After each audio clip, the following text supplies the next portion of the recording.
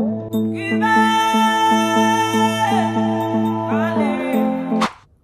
you see that? The Egyptians are preserving their culture. They are 95% Muslims, 5% Christians. Those pyramids were not built by Muslims or Christians. They were built 3,000 years ago, 3,100 years ago to be precise, by the Pharaoh Ramses II. This is reputed to be one of the greatest pharaohs that ever ruled Egypt.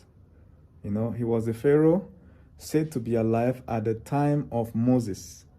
You know Moses in the Bible, that he was born in Egypt. Remember Moses, Ramses, you know, he was born in Egypt.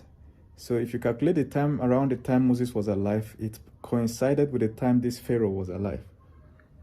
Even though the Egyptians don't have any record of any Moses, and none of their pharaohs drowned. In fact, this particular pharaoh, they have his corpse. They have dug up his corpse already. So they are sure he lived till old age, or at least he died in Egypt. So there's no record of any of the Egyptian pharaohs drowning in the ocean. According to Egyptians, they keep record of all their pharaohs. So, but what does that tell you? They are preserving those artifacts, those temples. They are not destroying it. Those, even the corpses, they dig it up and put it in a museum. You know why? They know the value. That's their heritage. So people come from all over the world to visit and see these things. What are people going to see in Egypt? Sand. These people were living, the ancient Egyptians, they are living in the desert. So they piled up sand. What are you going to do in a desert other than sand? They piled up sand to a pyramid level. And then they dig hole inside and bury their dead. Some of their dead though, like their pharaohs. So if you're going to Egypt, you're going to see sand, heap of sand. Then you see graveyard. Something you can watch for free on YouTube, but you spend thousands of dollars flying there to go and do that. And what is that? That's revenue for the country, because that's why they know the value. So they video these things with nice camera and put on the internet, and their government will even sponsor some sort of boost the post, advert, so that people all over the world will see it, and then more people will troop in for tourism. That's revenue. You know what I'm saying? And also it helps with respect. When you see people from Egypt, you just think pyramid immediately. You know? So this is intelligence. But have you ever wondered why people don't even come to any West African country to look at these artifacts? We don't even have artifacts again, because our people destroyed them just because they became Christians. All of a sudden, your whole heritage has become evil. Till today, we have pastors that are prophesying that the cause of people's problems is the gods their ancestors worshipped, which we know is not true. It's your heritage. Then you go and destroy it. Why are you destroying your heritage? In fact, some of your surnames are tied to those idols that are worshipped. Because what? Those idols have protected your forefathers for thousands and thousands of years. Some of you watching this, the village you were born in, your ancestors have been in that village for 300,000 years. They have been there for like forever. In fact, your bodies have evolved for that village. You know, like me, I was born in a place that is high above the mountain. You understand? So the air pressure in my ear is adjusted to high altitude.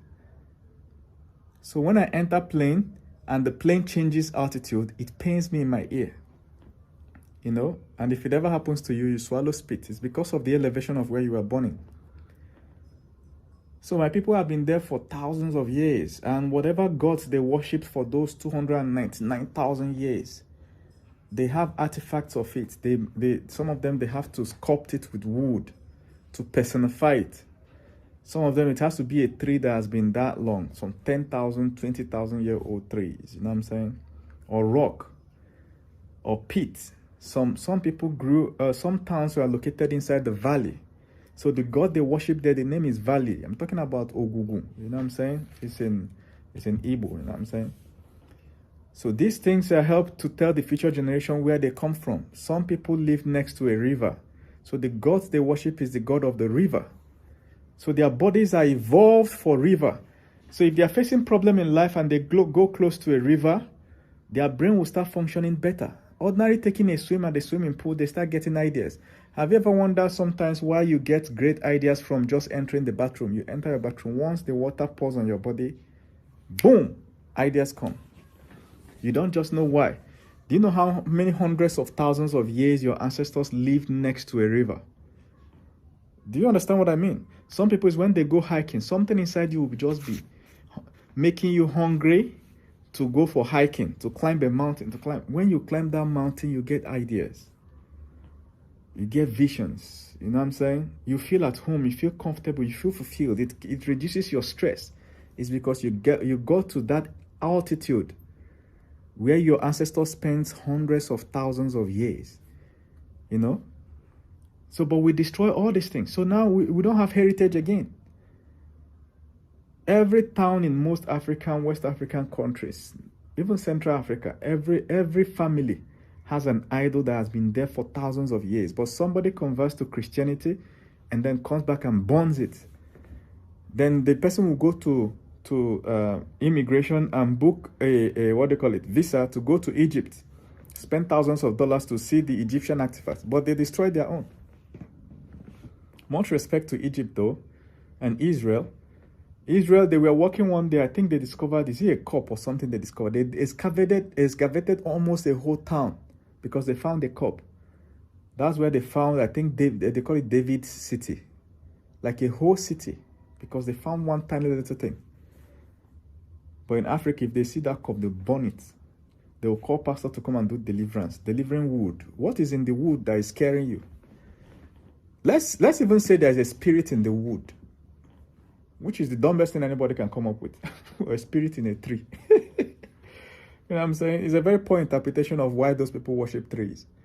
So let's say there's a spirit or demon in that tree.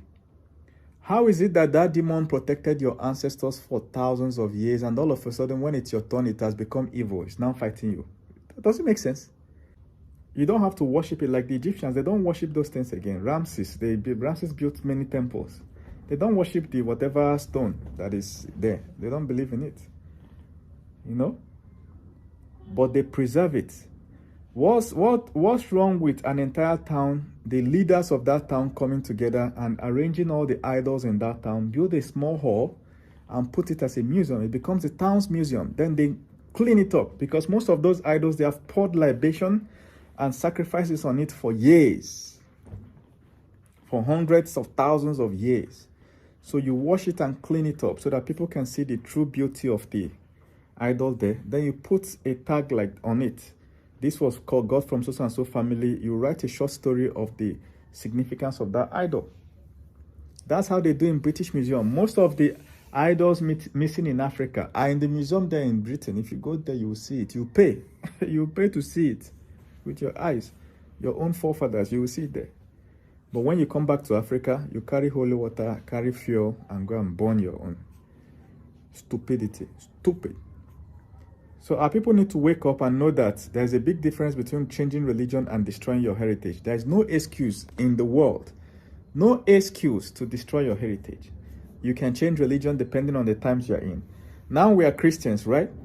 Guess what is going to happen in a few hundred years? Another generation will come up with their own. They might be worshipping spacecrafts or whatever religion that comes then in the future. You know what I'm saying? Or trending. This one that everybody is flying rainbow flag. It might become a religion tomorrow. If not already now. It looks like a religion now too. They will come and then all of a sudden they destroy everything you have about Christianity? No. No, that wouldn't be a smart thing to do, you know what I'm saying?